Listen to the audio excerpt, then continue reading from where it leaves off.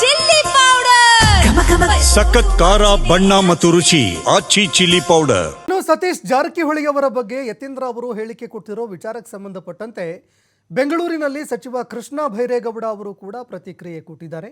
ಈ ಬಗ್ಗೆ ಮಾತನಾಡಿರುವ ಕೃಷ್ಣ ಬೈರೇಗೌಡ, ನಮ್ಮಲ್ಲಿ ಹೈಕಮಾಂಡ್ ಇದೆ, ಅಲ್ಲಿ ಏನು ಹೇಳಬೇಕು ಹೈಕಮಾಂಡ್ ಬಳಿಯಲ್ಲಿ ಅದನ್ನು ಹೇಳ್ತೀವಿ. ಇನ್ನು ನಮ್ಮ ಹೈಕಮಾಂಡ್ ಕಾಲಕ್ಕೆ ತಕ್ಕಂತೆ ಏನು ತೀರ್ಮಾನ ಮಾಡಬೇಕು ಅದನ್ನು ಮಾಡೇ ಮಾಡುತ್ತೆ. ಬಿಜೆಪಿಗರದ್ದು ದ್ರಾಕ್ಷಿ ಗೊಂಚಲು ಹುಳಿ ಅನ್ನುವ ರೀತಿಯಲ್ಲಾಗಿದೆ.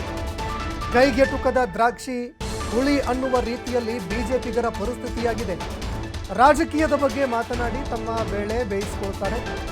ಬಿಜೆಪಿಗರಿಗೆ ಮಾಡೋದಕ್ಕೆ ಬೇರೆ ಯಾವುದು ಕೆಲಸ ಇಲ್ಲ ಅಂತ ಬಿಜೆಪಿ ವಿರುದ್ಧ ಸಚಿವ ಕೃಷ್ಣ ಬೈರೇಗೌಡ ಮಾತನಾಡಿದ್ದಾರೆ.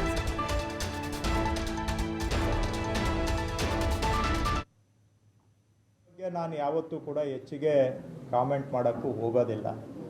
ನಮಗೆ ಪಕ್ಷ, ಮುಖ್ಯಮಂತ್ರಿಗಳು ನಮಗೆ ಜವಾಬ್ದಾರಿ ಕೊಟ್ಟಿದ್ದಾರೆ, ಕೆಲಸ ಕೊಟ್ಟಿದ್ದಾರೆ.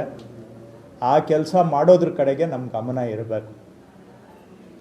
ರಾಜಕೀಯ ಅಭಿಪ್ರಾಯಗಳು ಏನೇ ಇದ್ದರೂ ಕೂಡ ಅದನ್ನು ನಾಲ್ಕು ಗೋಡೆ ಮಧ್ಯ ನಾವುಗಳು ಮಾತಾಡಿಕೊಂಡು ಅಲ್ಲಿ ತೀರ್ಮಾನ ಆಗಬೇಕು. ಅದನ್ನು ಮಾಡೋದಕ್ಕೆ ಪಕ್ಷದ ಚೌಕಟ್ಟಿದೆ, ಅದಕ್ಕೆ ಆದ್ಯತೆ ಸಿಗಬೇಕು ಅನ್ನೋದು ಮೊದಲಿಂದನೂ ಕೂಡ ನನ್ನ ನಿಲುವು. ಬದಲಾವಣೆ ಆದರೆ ಆಗುತ್ತೆ. ಈಗ ಬಿ ಜೆ ಪಿಯವ್ರದ್ದು ಹೇಗಿದೆ ಅಂದರೆ, ಏನು ಆ ದ್ರಾಕ್ಷಿ ಗೊಂಚಲು ನಮಗೆ ಪ್ರೈಮರಿ ಸ್ಕೂಲಲ್ಲಿದ್ದಾಗ ಪಾಠ ಹೇಳೋರಲ್ಲ, ತೋಳ ಏನು ಜಂಪ್ ಮಾಡಿ ಮಾಡಿ ಮಾಡಿ ಆಮೇಲೆ ದ್ರಾಕ್ಷಿ ಗೊಂಚಲು ಸಿಗಲಿಲ್ಲ ಅಂಥೇಳಿ ಇದು ಹುಳಿ ಅಂತ ಹೇಳ್ಕೊಂಡು ಬೈಕೊಂಡು ಹೋಯ್ತಂತೆ ತೋಳ. ಬಿ ಜೆ ಪಿಯವ್ರ ಪರಿಸ್ಥಿತಿನೂ ಅಷ್ಟೇ ಆಗ್ತದೆ.